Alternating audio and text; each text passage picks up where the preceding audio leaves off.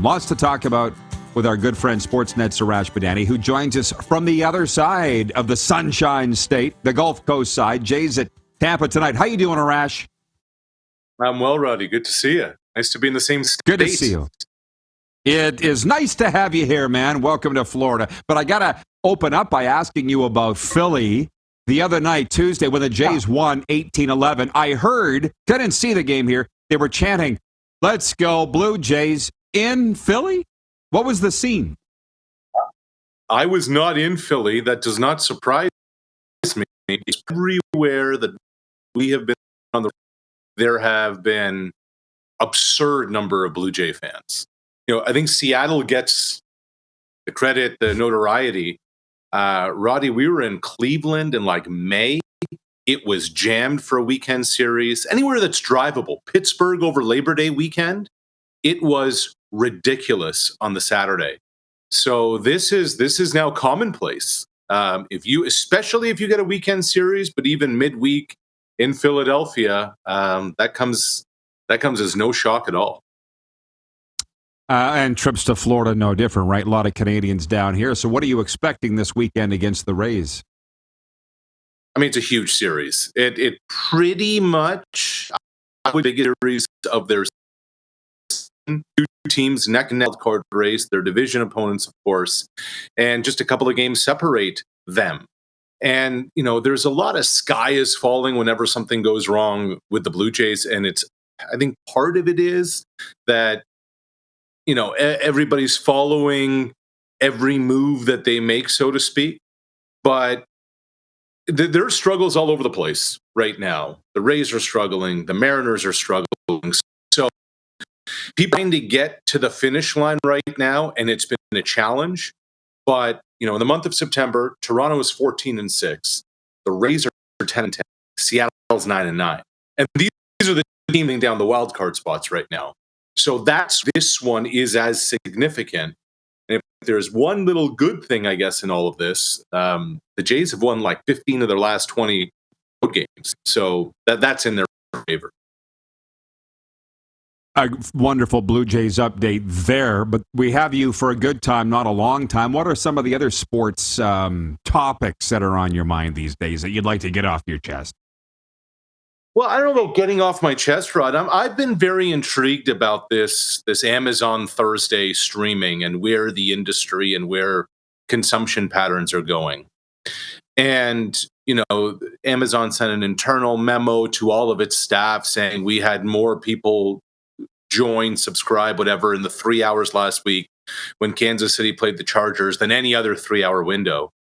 Now, the eyeballs watched on Thursday night were fewer than they would have been on broadcast television.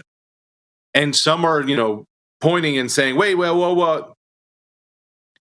The point here. The point is where this is headed, where this is going. The Amazons of the world are willing to spend $1 billion a year to get one game a week.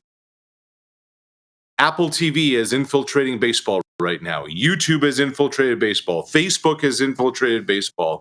There are going more telecoms, and I wonder when is going to enter the fray, that are going to get into this. And as more and more cord cutting, how many more Amazon, Google, Apple, Facebook, YouTube are going to be in the mix that will enter live sports production and how we're going to end up watching live sports.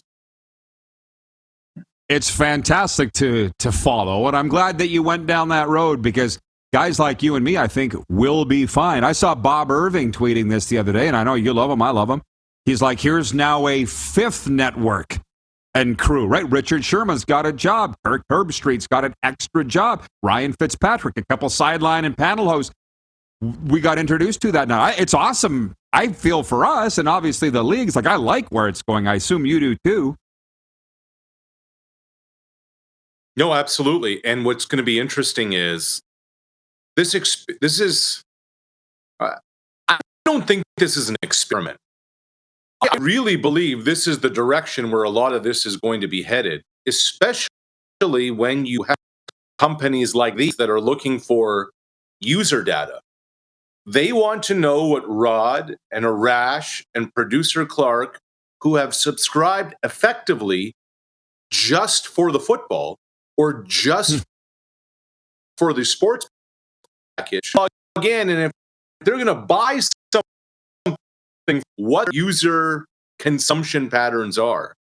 And so, at a time where there's a lot of media companies that are becoming conglomerates, when there's a lot of takeovers happening, I really believe that this is just the tip of the iceberg, and there's going to be a lot more of this coming. I know we're getting a little inside baseball here, but the conventional ways in which we have consumed sports forever through the generations, it is changing, and it's changing really. Yeah, well, it's here. I don't care if it's inside. It's you and me talking here. I don't get to talk to you enough. So let me ask you this. I watch those Sportsnet broadcasts of Blue Jays baseball, and if it's a Friday night on Apple, your host, like even a Jamie Campbell, will go, well, tomorrow's game's on Apple. We'll see you Saturday, Jays fans. Like, how does it affect what you guys do when the Blue Jays are on Apple? There have been a handful of games on Apple this year. There was a Friday night in New York. I believe there was a Friday night in Seattle, Baltimore town. So, I still go in for my regular pregame, and, we still produce 155 or 157 Blue Jay games. Here's what's interesting, is that especially on the baseball front, and I don't think this is the same, especially in football, maybe basketball. I don't know hockey enough from this standpoint. But baseball is such a local product. There aren't many Canadians who are following what the Kansas City Royals or the, even the Dodgers, who are a national team, the Cubs, who are a national team, what they're doing. There aren't many MLB fans. You follow the Blue Jays or your specific team, whoever that may be, the Yankees, the Red Sox, whatever. So when the national guys come in, and that's what the Apple folks are, they're not speaking to a Jays audience. They're just speaking to a general baseball audience. So I think what it does is it makes the Blue Jay fan appreciate their local broadcast because of just how connected Dan and Pat and Buck and Jamie and Joe and everybody else is to their team and what's happening with their team. I certainly hope that that's the case. I hope that it matters, the broadcasters in their local market. And lastly, I got to say this. Here in Miami on Sundays, I believe the game of the week in the NFL, Bills and Dolphins. I don't think anybody can argue that. For sure, the AFC. And I will be meeting the great Gil Scott at the game. I can't.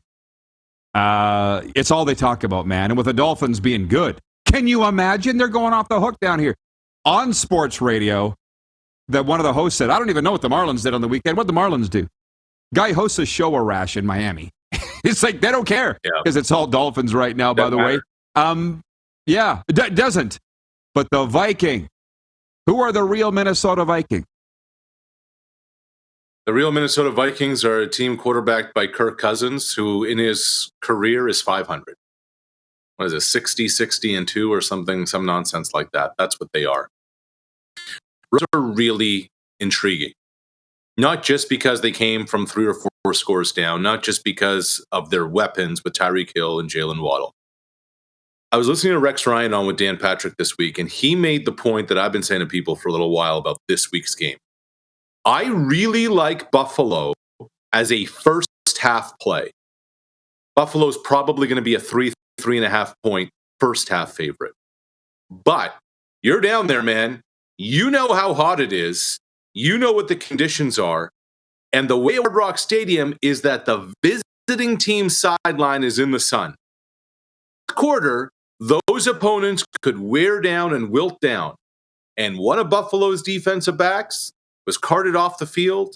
Their best defensive back, Tre'Davious White, is on the PUP list. He won't play this week. They're unsure about Micah Hyde.